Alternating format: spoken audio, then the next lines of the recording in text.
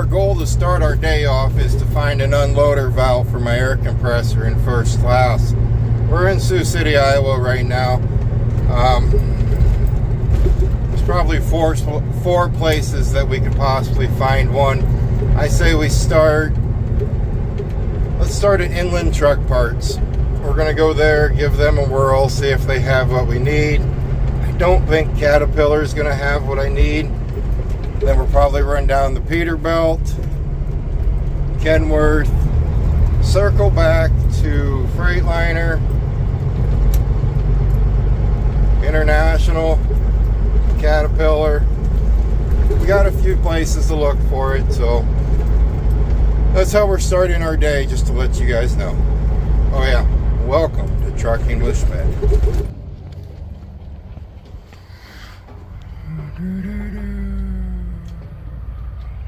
I don't know if you guys can read that part number on there. Hopefully someone else can read that part number. I changed my other mind. We're going to start at Caterpillar, and then we're just going to wank our way down the line. Caterpillar, Inland Truck Parts, Freightliner, International, Peterbilt, then Kenworth. No need to go any further. Right there it is. Very nice. Awesome. I like that. That works really cool. Alright, now we need to go find a hole to park in, replace that. I am going to throw on some new fuel filters, stuff like that, because it's supposed to be darn cold this week. Right now it's really nice. And this is usually the point where someone says, why don't you just do that stuff at home? Why do you do that out on the road? I am 50 miles from home. If I drive home, do it, I have to drive right back up because I'm waiting for a trailer.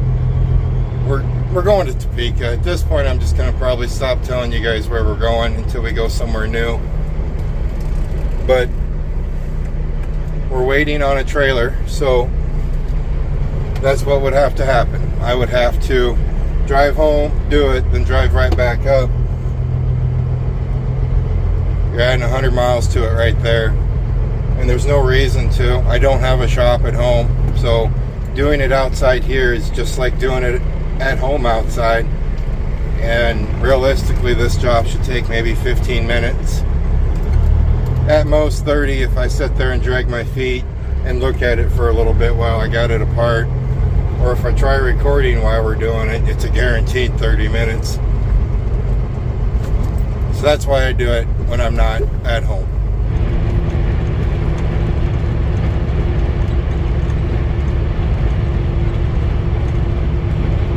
Well, I think his trailer has some snow on the back of it. Should I do that repair now? We're at the yard. Oh, yeah, cool. I didn't listen to my travel agent. He advised, I thought he said Topeka. I really need to pay attention. When he asks, hey, do you want to run this load or can you go down here? We're going to Olathe, Kansas. And it's not Topeka. I mean, it's still Kansas, and we've been there a lot, so it's nothing new to the channel. But it's not Topeka. That's kind of cool. The trailer should be here in about 15 minutes. That gives me time to fix the compressor. Should we do it now? Then I feel rushed. Maybe we'll get the trailer, then we'll do it. Because what I'm not talking about is, you've seen the snow on the back of that guy's trailer. That storm is right there. So it is slowly but surely making its way this way. And here within the next hour, it should be here. They're only talking like a quarter of an inch. Judging by the amount of snow on the back of that guy's trailer, usually you don't get that much snow accumulation when it's a quarter of an inch.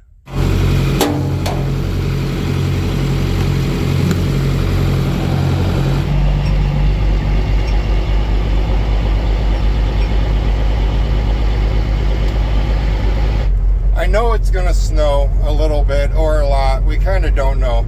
So it's kind of up in the air. It's starting to flurry here in the city now. 50, lot about audio.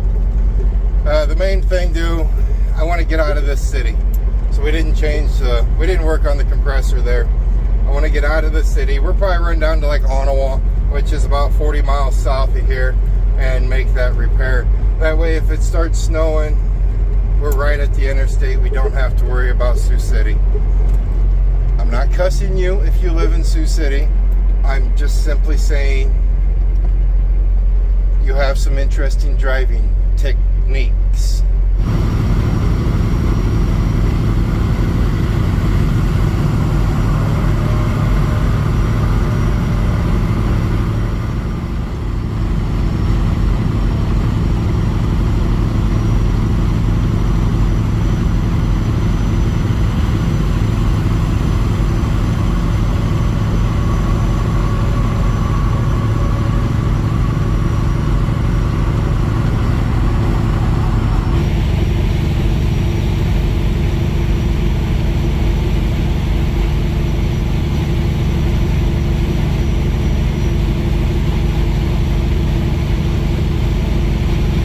A lot of beautiful big hoods running up and down the interstate today. Actually, here lately there's been a lot of beautiful runs. It's a great part about running that central part of America. You see a lot of that. I've always recognized the more east I always went, it was more of the aero trucks, but I'm seeing a lot of pretty ones today. Alright, well, most of you know I don't run a whole lot of fuel treatment in the truck when it gets cold, because once it gets cold the truck stays running and the fuel return is plenty warm enough. We got some really cold coming though, so I think I'm going to doctor it some.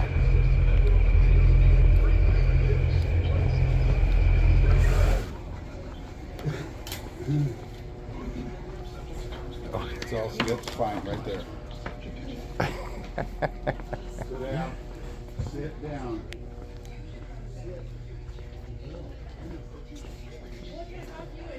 Nice. This will by far get us through winter now. $11.99 a bottle. You go into a truck stop, and this is how much of a thief truck stops are. That's almost $30 per bottle. Nice, very nice. I'm not saying they're thieves, I'm just saying they mark everything up because they know they're the only place a lot of truck drivers can get to. So these mark everything up. It's about like Iowa 80. It's a beautiful chrome shop. Beautiful. They got a pretty nasty markup on their chrome. I still buy it though. No, I don't. I don't buy any chrome. One of these days I will.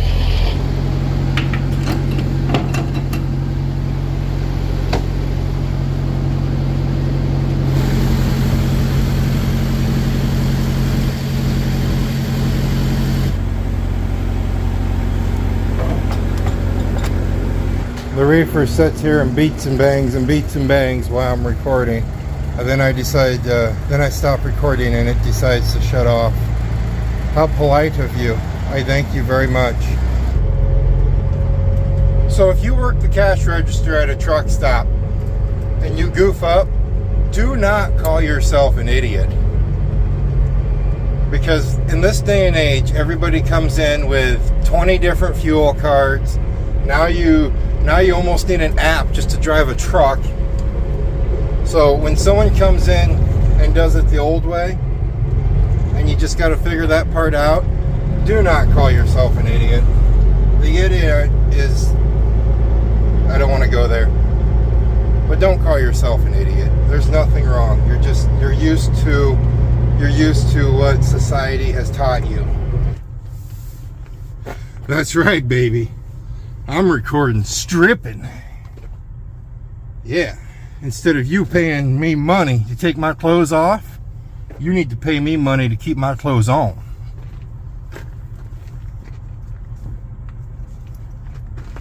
It's the new age of stripping. Times have gotten rough.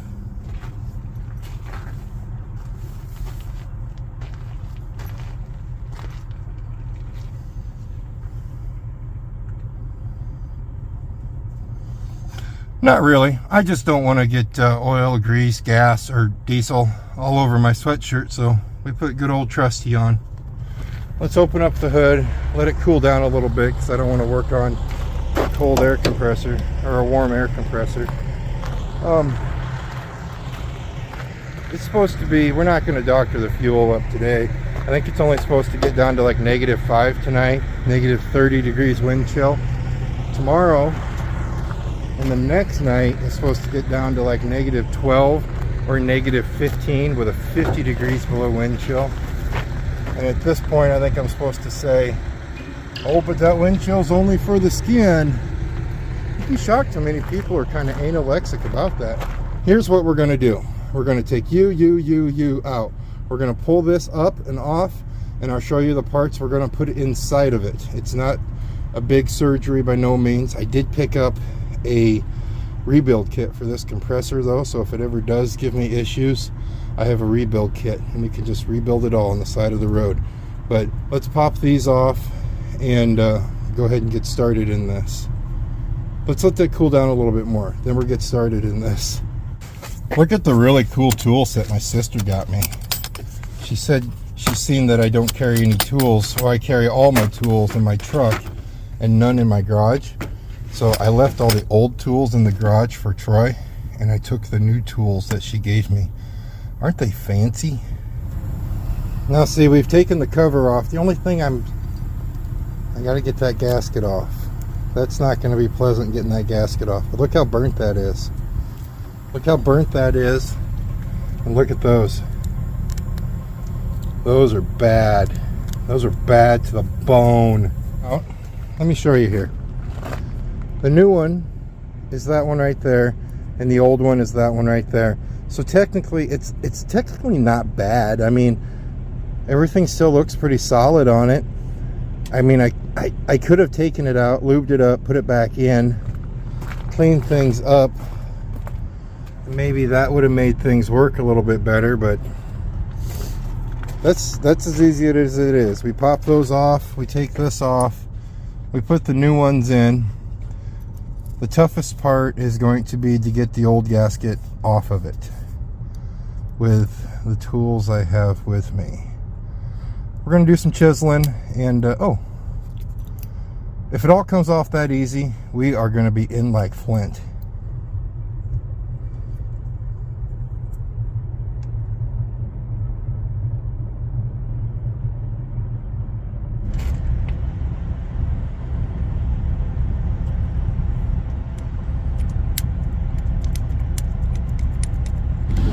Here's the old ones in true me fashion. We'll put them in the toolbox just in case. You might need them. You never know. Yeah, I know. I'm a hoarder.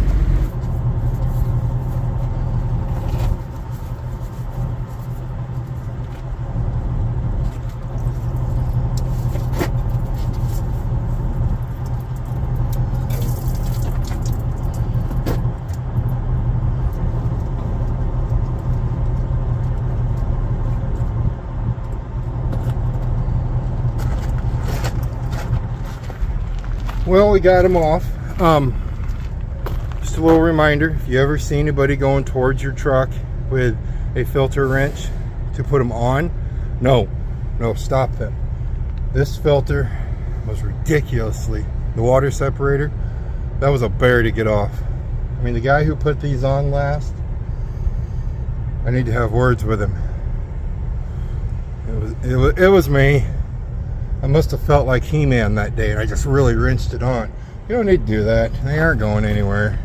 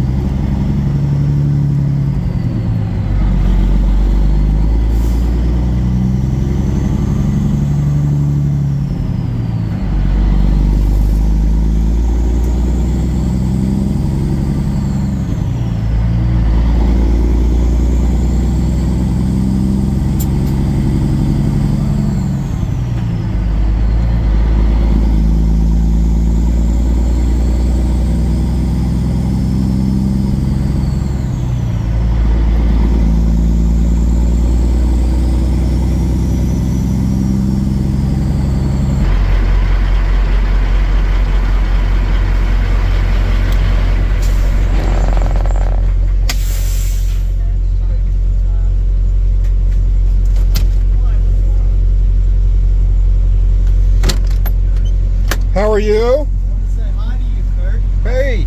I'm a subscriber. Are you? Yes, sir. Oh, hey, nice Where's to meet the you. German, man? I miss him. The German? Oh, Boy, he's enjoying the retirement life. he is. I thought about bringing him, it was last week. This week's just too cold. And, you know, I really got to help him up the steps if he gets in the truck. Really? Getting that bad? Yeah, well, he's just old. 11 years old. He's a big boy. You know. Here, I'll give you that. I got to grab you something. Hold on. Oh, okay. That's pretty cool. Run into a subscriber when they're working at the guard shack. We've made it down here to Kansas, 08th. I go with 08th. I'm sorry if it's 08th. We're going to pull in here. We're going to drop this loaded trailer off. We're going to hook onto an empty one. Then we're just going to go right to sleep here. I'm not tired at all because we've only ran 360 miles. But our reload isn't until like 10 o'clock tomorrow morning. That's the way it goes.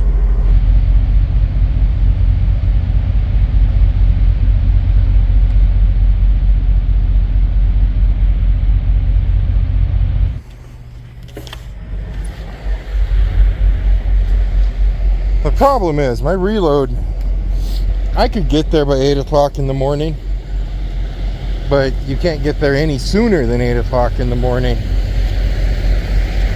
And there's nowhere to park anywhere near it. And it's in Kansas City. It's not too far from us here. So if you want to get there right at 8, I'd have to leave here.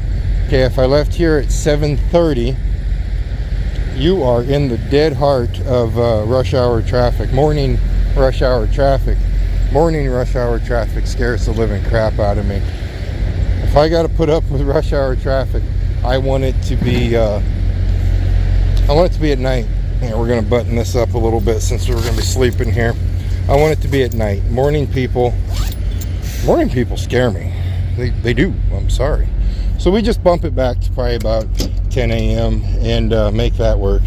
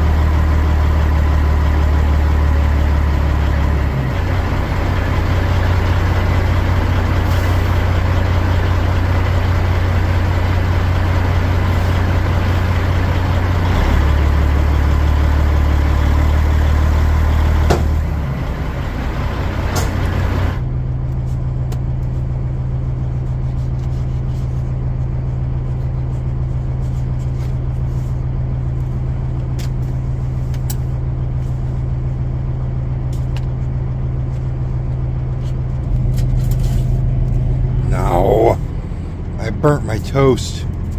That's too crunchy.